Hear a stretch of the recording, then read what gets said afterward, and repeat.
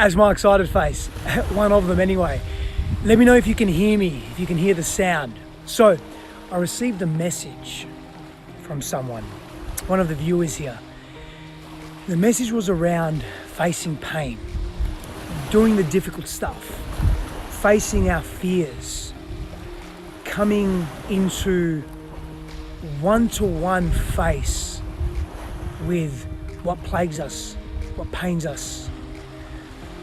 And it was around how do we approach what we fear in life in such a way that frees us, that we're freed from it, that we are no longer controlled by those fears or those pains. And it was an interesting question. And the reason why it's so interesting is because when I look at our society, when I observe closely friends, close ones, acquaintances, strangers, how we function as a collective, we really are driven and actually hardwired neurologically to avoid pain and seek pleasure. And so we have this reluctancy to come face to face with what we fear. Yet there is freedom in that space of coming into closeness, close proximity with what we fear, with what pains us. Because when we suppress and when we avoid, we isolate certain parts of ourselves. And those are the parts that are screaming to be seen, to be connected to be felt fully. We want to feel. I was having a conversation today with a dear friend of mine, and we were asking the question, what does it mean to be human? What defines humanity? And we started going down many different rabbit holes. What if you were missing body parts? Are you still human? What if you're incapacitated mentally? Are you still human? What creates humanity? And what my friend said is that part of the contributing factor to being human is not only consciousness and self-awareness, but also our ability to feel, our connection with what we are experiencing. Love defines humanity. It's a beautiful way to define humanity, absolutely. And love is beyond an emotional construct, and it's also part of that. But on that, we're afraid to feel feelings that are painful. Now, I'm not suggesting that you actively pursue with great intensity painful experiences or feelings of deep pain and discomfort. What I am saying is that these states and experiences are inevitable, and we will always come across them. And so when they come to us, when we are met with these painful experiences, can we meet them back? Can we meet ourselves exactly where we are?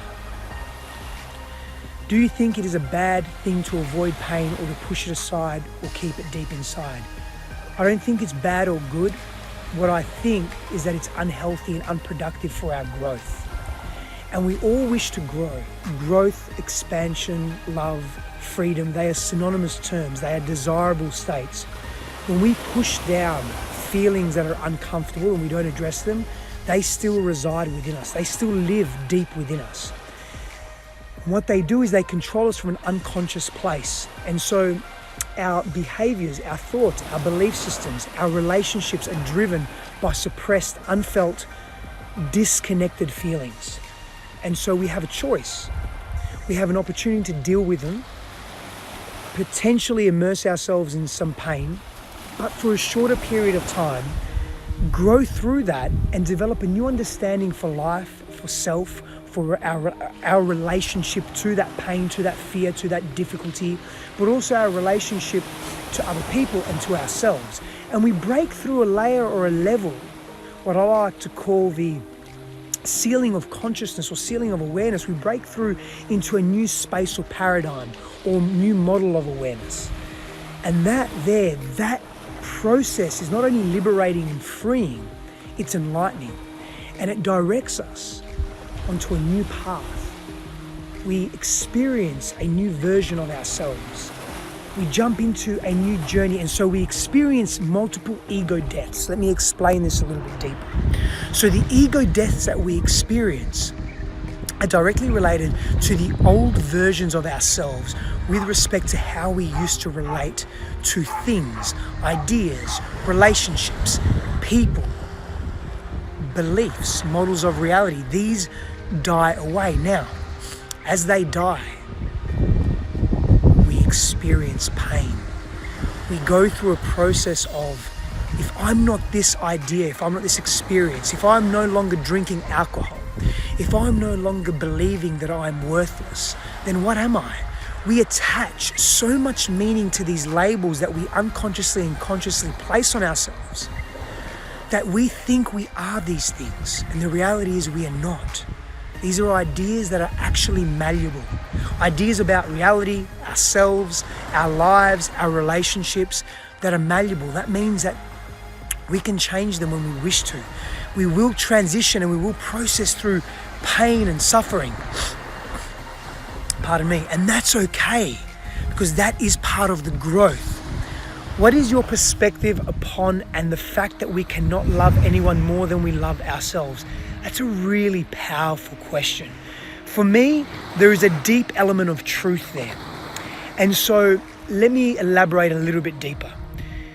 When it comes to the ego self, the way we self-identify and understand our place, our role, our perspective, ourselves in this cosmos, if we cannot come face to face with all that we are, with all the quote unquote ugly parts of ourselves, the parts of ourselves that we shy away from, that are not attractive, that we feel shameful about and guilty about, the fact that if we cannot even experience shame and guilt and discomfort in that way, what generally happens is we can only express and we can only feel and we can only be as present to others as we are to ourselves. That does not mean we cannot love others deeply or profoundly or in a genuine and authentic way. What it does mean though is that we will only be able to meet them where we meet ourselves, because meeting ourselves in all that ugliness is one of the hardest tasks for the ego self that identifies with the world.